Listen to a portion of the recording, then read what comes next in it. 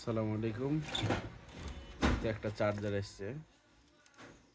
চার্জারটা আমার হাতেরই বাঁধাই করা ছিল, প্রায় 4 বছর আপ হয়ে গেছে। এই দেখেন, ভিতরে দেখেন, মজার জিনিস দেখেছেন। ওই ইঁদুর কবে ঢুকেছে, ঢুকে মরে এখানে শর্ট করে দিয়েছিল। এই দেখেন, ইঁদুরের অবস্থা শেষ।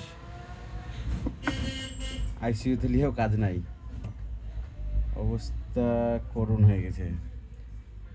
এই জায়গাতে ছিল, শর্ট হয়ে গেছে ইঁদুরের কারণেই। গোটা চার্জার কিছু হয়নি, এই জায়গাতে এটা থাকার কারণে শর্ট হয়ে গেছে।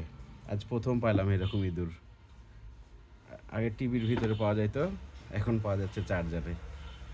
এই যে বাবাজির কোনো কাজ নাই। ধন্যবাদ।